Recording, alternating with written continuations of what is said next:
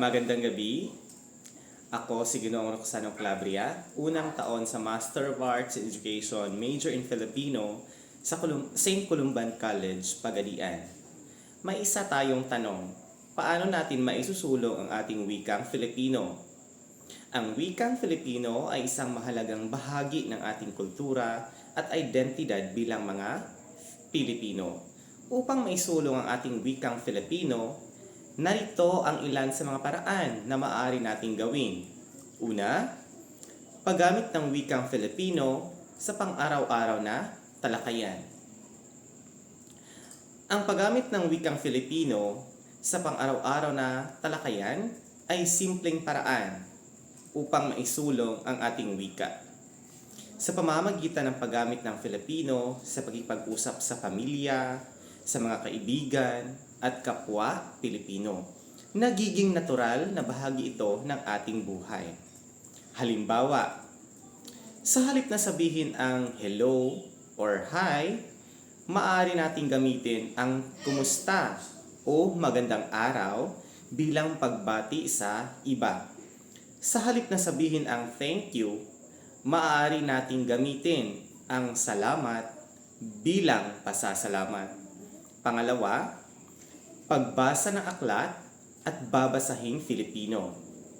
Ang pagbasa ng aklat at babasahing Filipino ay isang mahusay na paraan upang mapalawak ang ating kaalaman sa wikang Filipino sa pamamagitan ng pagbabasa ng mga nobela, tula, sanaysay at marami pang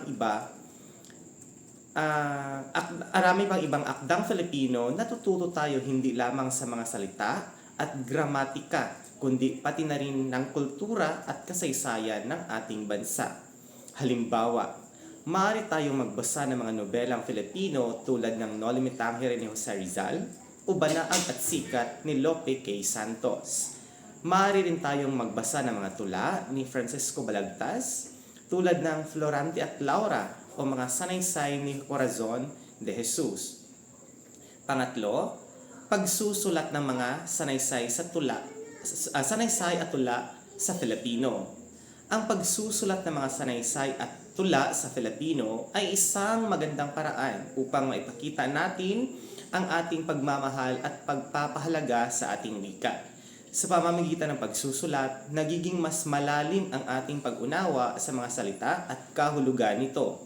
Halimbawa, maaari tayong sumulat ng mga sanaysay tungkol sa mga isyong panlipunan at kultural na may kaugnayan sa ating bansa. Maaari rin tayong sumulat ng mga tula na nagpapahayag ng ating damdamin, karanasan bilang mga Pilipino. Pang-apat, pagsali sa mga aktibidad at kompetisyon sa Filipino.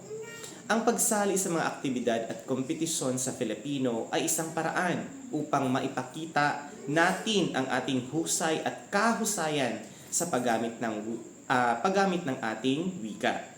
Sa pamamagitan ng pagsali sa mga paligsahan tulad ng pagtula, pag-awit o pagbigkas ng mga tula, nagkakaroon tayo ng pagkakataon na ipakita ang galing natin sa wikang Filipino. Halimbawa, maaari tayong sumali sa mga patimpalak sa pagsulat ng sanaysay o tula sa Filipino. Maaari rin tayong sumali sa mga paligsahan sa pagbigkas ng tula o pag-awit ng mga kanta sa Filipino. Panglima, pag-aaral ng mga diksyonaryo at balarilang Filipino. Ang pag-aaral ng mga diksyonaryo at balarilang Filipino ay isang mahalagang hakbang upang mapabuti ang ating kaalaman sa wikang Filipino. Sa pamamagitan ng pag-aaral ng mga salita, kahulugan at tamang paggamit ng mga ito, nagiging mas malalim ang ating pag-unawa sa ating wika. Halimbawa, maaari tayong magkaroon ng diksyonaryo ng Filipino upang malaman ang iba't ibang kahulugan ng mga salita. Maaari rin tayong mag-aral ng mga balarila o tuntunin sa paggamit ng mga anang Filipino upang matuto ng tamang gramatika at pagbaybay ng mga salita. Sa pamamagitan ng nabanggit na paraan, maipapakita natin ang ating pagmamahal at pagpapahalaga sa ating wikang Filipino.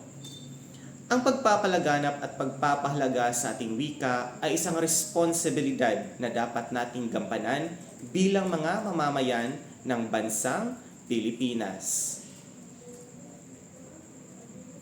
Yun lang po at maraming salamat.